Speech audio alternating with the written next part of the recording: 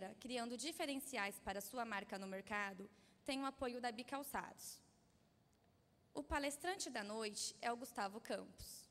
Campos possui vasta experiência na condução de palestras com temas ligados às áreas administrativas e comercial. É sócio-diretor do Núcleo de Posicionamento da Focal Pesquisas, graduado em Administração pela Universidade Federal do Rio Grande do Sul, pós-graduado em Gestão Empresarial pela Fundação dos Administradores do Rio Grande do Sul, autor de estudo sobre o consumo de calçados femininos no Brasil, o Azimuth 720. Gustavo Campos também atua como coach comercial para empresas que buscam crescimento de seu desempenho em mercados dinâmicos. Boa palestra a todos.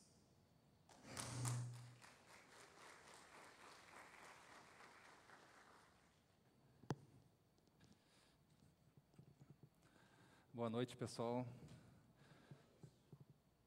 Geralmente eu costumo me movimentar bastante, mas agora lesionado vou fazer uma palestra mais acústica, assim, meio Caetano, sentado aqui nesse banquinho.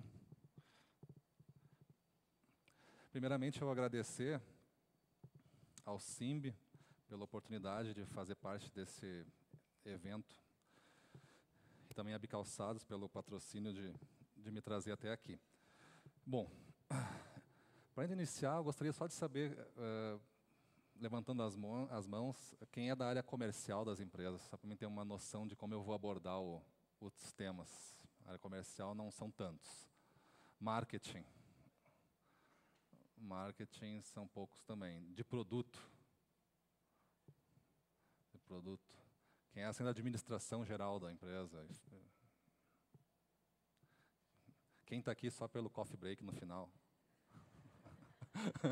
Tem uns honestos, né? Levantando a mão. É isso aí. Bom, pessoal, mas qual é o propósito de hoje? Fazer algumas provocações para vocês saindo daqui, pensando de uma nova forma. Que tipos de provocações? Vamos lá. Pensando nas empresas que vocês trabalham, pensando nessa diretoria que está lá, nos gerentes que estão lá, em toda a necessidade que essa empresa tem. Levante a mão agora e fiquem com a mão levantada até a segunda pergunta. Quem gostaria que a empresa faturasse 10 vezes mais do que fatura hoje? Levante a mão e fique com a mão levantada. Quem não levanta a mão é que já está bem, né? Já tá, não precisa mais do que isso, né? Mas fiquem com a mão levantada, 10 vezes mais faturamento. Agora permaneçam com a mão levantada se a resposta for verdadeira para a segunda pergunta. Quem de vocês poderia trabalhar 10 horas mais ou dar 10 vezes mais duro do que está dando hoje? Não é. Tem uns que conseguem, né? Tem uns que estão trabalhando pouco, ainda conseguem. Mas a ideia, pessoal, é assim, a gente costuma atrelar faturamento a trabalho pesado, a mais horas, botar mais energia no trabalho. E, na verdade, a gente sabe que existem empresas, talvez no mesmo polo de vocês ou no Brasil, que faturam no mesmo segmento mais de 10 vezes, talvez 100 vezes mais do que a empresa de vocês. E elas não trabalham 100 horas a mais e nem 100 vezes mais duro do que vocês. Elas trabalham de uma forma mais inteligente, talvez. Então é isso que a gente vai fazer hoje, algumas provocações nesse sentido, tendo esse tema, criando diferenciais para a sua marca no mercado, uma nova maneira de pensar o setor, uma nova maneira de obter resultados. Aqui pequenininho, tenho alguns recortes do LinkedIn, da minha área de apresentação pessoal. Tem algumas empresas aqui que são clientes meus de alguns tempos, de alguns trabalhos, alguns trabalhos bem frequentes, quase todo mês, outros trabalhos mais esporádicos, mas são alguns clientes, e já estou vendo que está faltando outros aqui na atualização. Tenho algumas profissões, essas profissões eu exerço a seu tempo e a seu ritmo. Também sou colunista do Exclusivo, tenho uma coluna mensal chamada O Mercado, e vou falar para vocês do Azimuth 720, que foi a maior pesquisa já feita no Brasil sobre o consumo de calçados femininos. Então, desse mercado, que representa 50% do consumo de sapatos no nosso país, ou até um pouquinho mais, os outros 50% seriam, então, feminino, masculino, infantil e esportivo, vamos entender um pouquinho dessa mulher que hoje está coordenando não só o consumo de calçados, mas também está coordenando diversos outros setores dentro da nossa vida. E, por fim, tem uma citação de um blog aqui, pensadormercadológico.com.br, que é o blog que eu tenho, que eu exerço uma das duas funções que estão ali em cima naquele quadro. Uma é blogueiro e a outra é publisher, porque tem pessoas que também escrevem nesse blog sobre a minha orientação. E eu escrevo muito, quase sempre, somente para a indústria do calçado, falando de vendas e posicionamento. Então, é um jeito de a gente se atualizar, é um blog de negócios, a gente não brinca nesse blog. Começando, então, essa frase do Saramago, acho que é uma frase sábia para o início de uma palestra, né? Não tenhamos pressa, mas não percamos tempo. Não queremos ser objetivo, eu vou tentar ser o máximo possível de objetivo. Se eu me atrapalhar e vocês não entenderem, a gente pode interromper naquele momento. Caso contrário, a gente deixa um espacinho mais no final. Vamos começando o nosso primeiro ato, e o primeiro ato tem esse tema: consumindo de salto alto, como pensam e agem as consumidoras de calçados femininos no Brasil. Eu sei que o polo aqui tem uma tradição de ser infantil. Eu estou retornando a Araçatuba depois de uns 5 anos. Eu passei trabalhando bastante aqui no polo, em algumas empresas do infantil. Uns 5, 6 anos atrás, a gente chegou até um apartamento aqui em Birigui para vir. Não valia a pena pagar hotel, a gente passou alguma temporada aqui, a gente comprou um apartamento, mas depois me afastei desse polo. Mas, grato e satisfatório, está voltando com a tradição infantil, mas, pelo que eu acompanho, já tem muitas empresas aqui fazendo o infantil com uma segunda marca, uma segunda fábrica até. Esse vídeo vai explicar um pouquinho para vocês o que é o Azimuth 720. Foi um vídeo de lançamento que nós fizemos no início desse ano de 2012. Então, ele vai explicar um pouco da metodologia, fica mais fácil.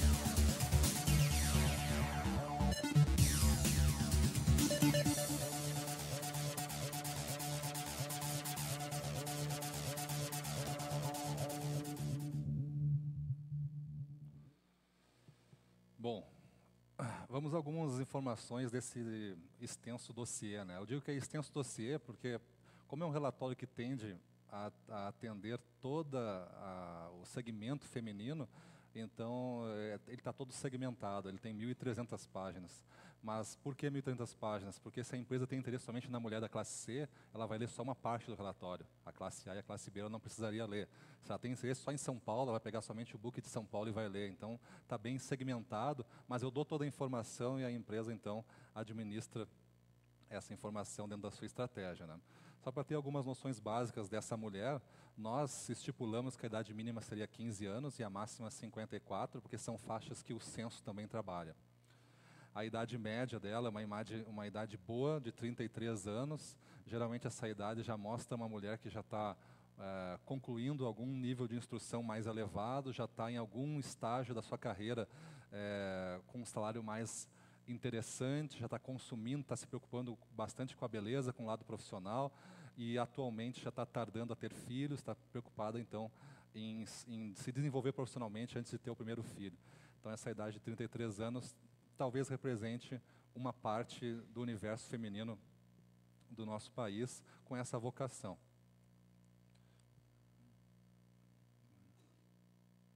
Falando de renda, aqui foi uma consequência do estudo, a gente não tinha nenhum filtro, mas a pessoa, 75% delas afirmaram que tinham renda própria.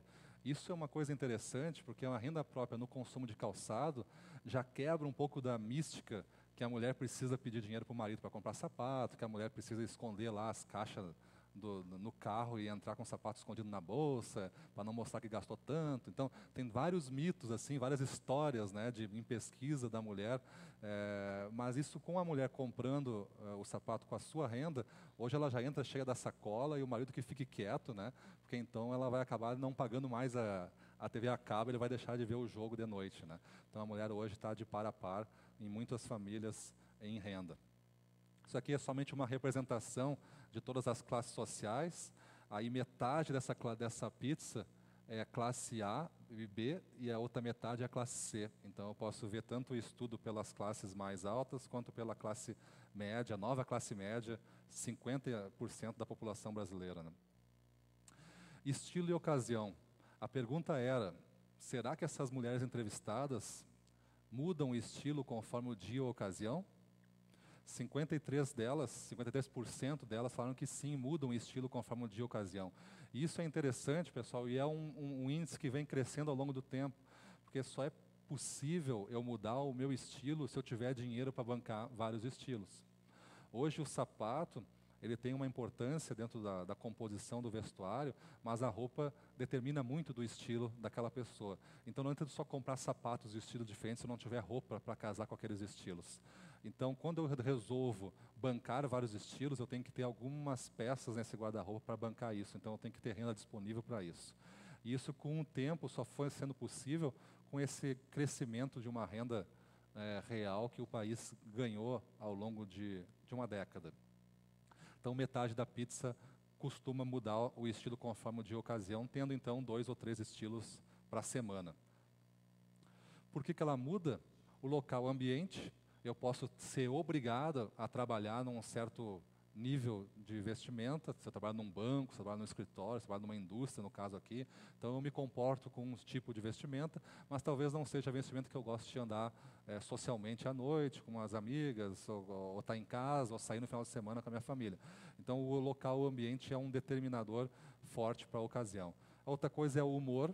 O humor é bem típico de mulheres hoje que já têm dinheiro, então já brincam com o humor. Hoje eu não estou de bom humor, então eu vou botar essa roupa que representa que eu não estou de bom humor. Então ela já está fazendo de acordo com o humor dela. E o tempo, clima, mais precisamente no Rio Grande do Sul, que tu é forçado talvez a não mudar o estilo, mas quase mudar o guarda-roupa, porque a temperatura vai de 40 a -5, né, durante o ano. Então eu tenho que eu tenho que ter roupas pesadas. Não foram todas as mulheres, teve algumas que mais se destacaram nessa coisa de mudar o estilo ou ocasião. Mudar o estilo ou ocasião também não é uma coisa só de renda, não adianta só ter renda. A pessoa pode estar satisfeita com um estilo só e ser aquele estilo.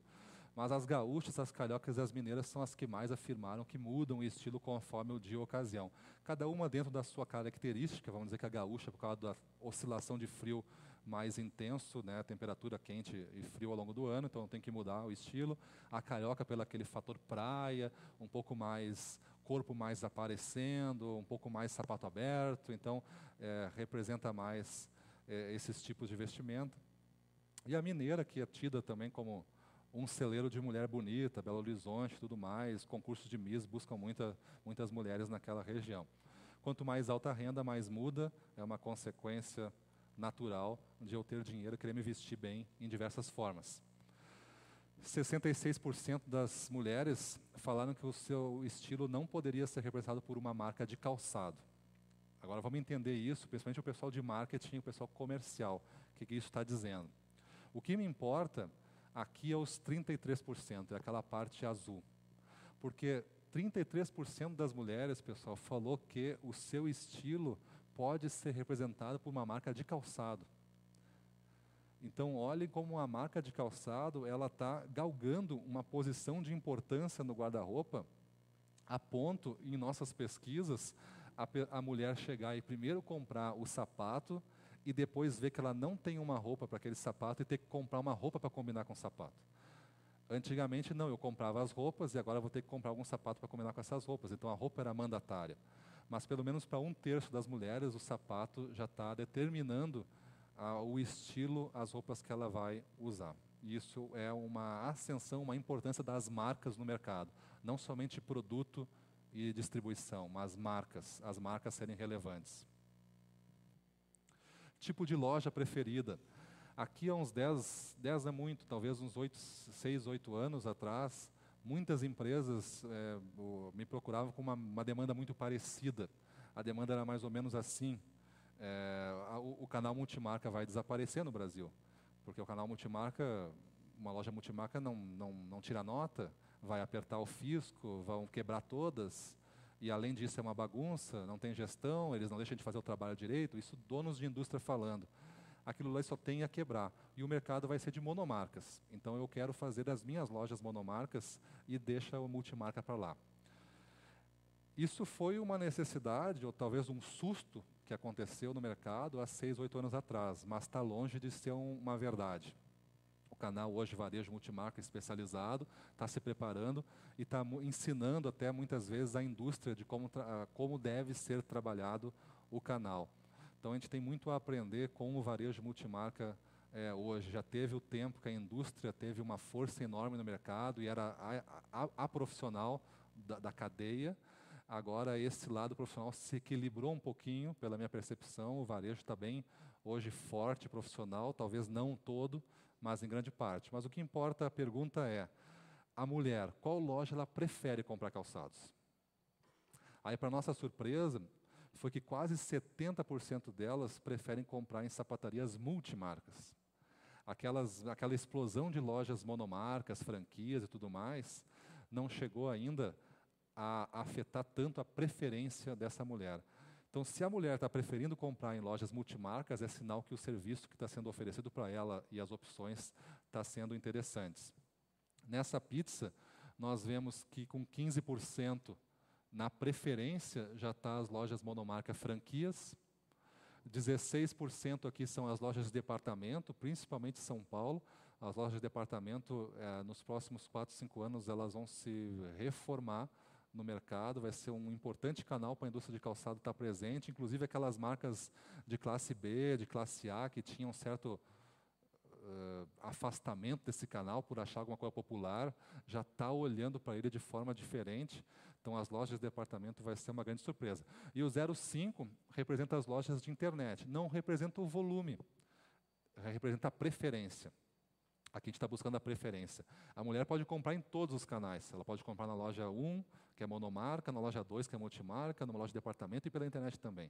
Mas a preferência dela continua sendo a loja multimarca. Então, eu fazer uma coleção de diversas marcas e ter essa variedade à disposição. Mas isso não é uma regra no Brasil inteiro. E aí que está a dificuldade, e aí que estão os meus aconselhamentos para o pessoal que levantou a mão da área comercial, a não tratar o país como uma coisa só. E às vezes a gente trata assim por regiões, norte, nordeste, centro-oeste, também é muito grande essa divisão. A gente tem que já tratar a nível de representante. Cada representante nosso tem uma realidade, merece um plano específico de comunicação, um plano específico de distribuição e um plano específico de canal. Por que isso? Porque imagine que a gente tenha uma marca que atende todo o mercado da mesma forma. Vamos dizer que nossa proposta ainda seja essa. E a gente vai olhar as lojas que as mulheres preferem comprar. E olhem a surpresa 1. A surpresa nem tanto, para quem está acostumado com o Rio de Janeiro, já sabe que lá é difícil vender marca própria. Geralmente você tem que se associar com uma loja, que tem que botar a marca da loja, porque a loja impõe que a marca dela seja colocada. Por quê? Porque lá 35% das mulheres gostam de comprar em lojas monomarca. Então a boutiqueira tem 2 lojinhas, compra 80 pares de você por mês e ela manda botar a marca dela, com força e autoridade a ponto de você, dono da indústria, aceitar esse jogo para estar no Rio de Janeiro. Tem marcas que fazem estratégias diferentes. A Usaflex hoje está bem no mercado do Rio de Janeiro, fazendo outro tipo de estratégia com corner e outras concessões de parceria, mas para ter a marca dela. E tem outros modelos que se criam lá. Mas 35% de preferência, pessoal, mostra que é difícil, de cada 3 mulheres, uma prefere comprar nas lojas monomarca e não entrar em nenhuma multimarca. E olha em São Paulo, principalmente São Paulo capital, 50% das mulheres entrevistadas preferem comprar em lojas de departamento. Então é o que eu falei. Aí tu pega a novela das 9 hoje, tem propaganda de várias lojas de departamento. Tinha até, não sei se era nessa novela, uma novela atrás, me lembro de ter visto da Renner em vários capítulos. Então a Renner está sendo uma cadeia que antes era gaúcha, agora está sendo nacional, está entrando. Então, e a Renner hoje colocando o seu produto se reposicionando e colocando na TV como um mantra, um posicionamento do tipo, você tem o seu estilo, a Renner tem todos. Então esse é o posicionamento que ela está defendendo, quase que lendo essa pesquisa para entender que a mulher quer ter vários estilos no mesmo lugar, e principalmente no caos de São Paulo. Hoje, quando o taxista nos perguntou que horas tu me pega, que horas eu pego você para levar para o sindicato, eu estava em Araçatuba, no Ibis ali. Aí eu pensei, bom, se fosse pela minha realidade, lá de Porto Alegre, talvez umas 4 horas antes, né, para andar uns 30 quilômetros, para ter garantia que eu vou chegar, né. E o pessoal, não, uns 20 minutos eu te levo lá e está chegando. 20 minutos, que maravilha. Então, é uma qualidade de vida que é outra, né. Então, tu pega São Paulo, por que a mulher gosta de loja de departamento? Porque ela não quer comprar o sapato num bairro e depois ter que ir visitar o outro bairro, dormir num hotel, aí comprar a roupa no outro dia, aí voltar para casa. Porque não tem como ir e voltar no mesmo dia, se tu for trocar de bairro em São Paulo. Tu vai demorar 4 horas para ir, 4 horas para voltar, se tiver sorte, se não chover. Então, essa é uma dificuldade de a gente ter o Brasil inteiro com uma proposta só. Cada representante, então, tem que ter um olhar diferente de que tipo de loja tem na região dele, que tipo de comunicação a gente vai fazer para essas lojas e para essa consumidora. Um pouquinho de consumo de calçado. Nós dividimos esse consumo em 2 partes. A gente perguntou para a mulher, quanto tu costuma comprar no outono e inverno? E depois a gente vai ver na primavera-verão. Porque às vezes tem diferença e a gente vai ver que tem. E para responder a pesquisa, a pessoa tem que ter comprado pelo menos um sapato. Eu não entrevistei nenhuma mulher que não comprou nenhum sapato. Apesar de ser raro, existiu, poucas. Mas no outono e inverno, no último, tem que ter comprado uma. Então, o mínimo que a gente vai ver aqui é uma. Tá? E esse mínimo é muito pouco, assim, então poucas pessoas que falaram uma. Mas também foram poucas pessoas que falaram 60, mas teve algumas mulheres que compraram 50, 55, 60 pares só no inverno, porque precisava. Né? São 6 meses, afinal, né? Então eu tenho que ter pelo menos 60 pares para usar, porque o número combina, né? 6 meses, 60, então eu tenho que ter. Mas, na média, pessoal, se a gente fosse ver uma média de todas essas mulheres no outono e inverno, 3,3 pares. 3 pares. 3 pares significa 1 par a cada 2 meses. No inverno, foi essa compra. Se a gente pegar, a Camila mostrou vários relatórios aqui de inteligência da Bicalçados. Lembrem que a minha pesquisa é mais segmentada. Classe ABC, mulheres, já tenham comprado um par, então ela é mais segmentada. A Bicalçados, quando apura estatística de consumo, ela apura nação Brasil, do mais pobre ao mais rico, do infantil até o esportivo, todo mundo misturado. Aí dá uma média de 3,8, 3,6, 4, vai oscilando, apesar dos últimos anos não ter chegado a 4 no ano, contando sandália, chinelo e tudo mais. Então é um consumo muito pouco. O país tem condição de consumir o dobro de sapato. E isso vai acontecer se continuar com essa economia, apesar de agora estar sofrendo um pouco no último ano, mas se continuar nessa caminhada, a nossa tendência é consumir o dobro de calçado no mercado interno, fácil, fácil. Aqui vocês veem que tem uma oscilação, a gente está falando de calçados femininos, então aqui é o consumo, né, Brasil, que é aquela média que eu falei, do 3,3, e aqui está por estado quanto foi. E aparece Rio Grande do Sul consumindo 4,30, porque é o polo feminino mais tradicional do Brasil, então lá tem muita estrutura de outlet, tem as mulheres dodoquinha, rica, pegam um ônibus, assim, esses ônibus ruim, assim, de brabeiro mesmo, mas elas vêm tomando chá do ônibus, balançando, vão até Novo Hamburgo, aí entram numa lojinha de outlet, passam um dia comprando, aí enche o ônibus, aí elas entram num outro ônibus, porque aquele ônibus que elas estava cheio de sacola, e elas pegam um segundo ônibus e vão de comboio para Porto Alegre, então, feliz da vida. Então, isso mulheres ricas de Porto Alegre se satisfazem por um dia comprando em lojas de outlet, loja de fábrica e tudo mais, que acontece no Rio Grande do Sul. Então, o consumo é um pouquinho mais maior. Vamos ver a primavera-verão. Primavera-verão, da mesma forma, tinha o mesmo requisito, e já como a gente está falando de 6 meses, poderia também ser 60, mas a gente está falando de verão, né, pessoal? Então, o verão aumenta um pouquinho. Aí é 70 pares. Teve algum grupo de mulheres que falou que comprou 60, 70 pares no verão, num único verão. 70 pares de calçado. É bastante coisa. A média é um pouquinho maior, 3,7. Se eu juntar as duas, já dá 7 pares no ano. Bem acima do que a Bicalçados apurou, mas eu peguei um grupo de mulheres representativo do consumo que representam a nova classe média, a classe C do Brasil, e já está tendo essas médias, pessoal. Quando isso começar a acontecer em maior volume, por isso que eu estou afirmando que a nossa média de 3,8 vai para próximo de 8 em alguns poucos anos. Porque o sapato, quando tu começa a melhorar profissionalmente, tu tem que comprar calçados para te comportar bem.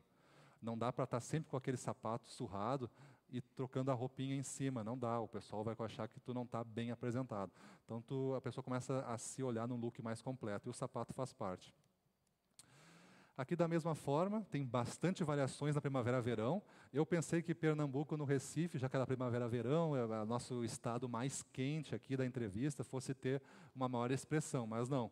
Também talvez seja o estado nordeste de pessoas mais pobres. Então, uma pode justificar a outra, foi o que apresentou o menor índice e vai ser o que vai apresentar os menores custos médios desses produtos. Mas o Rio Grande do Sul apresentou 5,32 lá, porque lá parece que não tem limite o negócio do consumo de calçados feminino. Agora o preço. Quanto costuma pagar nesse nosso primeiro ato? Eu separei em dois. Um escarpã básico, eu não defini que tipo de escarpã básico, mas escarpã básico para a mulher, ela entende que é um escarpã pelo menos liso, mas não defini que é de couro, então tem algumas variações aqui de preço que a gente pode entender de marca a marca. Mas isso foi os preços médios. Uma média nacional por um escarpã básico na loja de R$ 106, então não é uma média tão agressiva para um escarpã básico. E vai oscilando esse preço, uns para cima, outros para baixo, e o que mais valorizou o escarpã básico foi a mulher do Distrito Federal. Já é uma mulher com uma característica bem mais executiva, taierzinho, roupa social, e o escarpã básico ela combina com tudo, mas também não dá para usar o mesmo. Então ela deve ter 6, 7 pretinho, 6, 7 de outra cor, mas ela combina e ela paga bem. Uma sandália. Uma sandália mostra a crueldade de uma indústria de calçado, né, o que o consumidor às vezes faz para uma indústria de calçados, e a crueldade de tentar ser tudo para todos. Então, quando uma indústria de calçado que está fazendo um sapato, uma sandália feminina, que às vezes é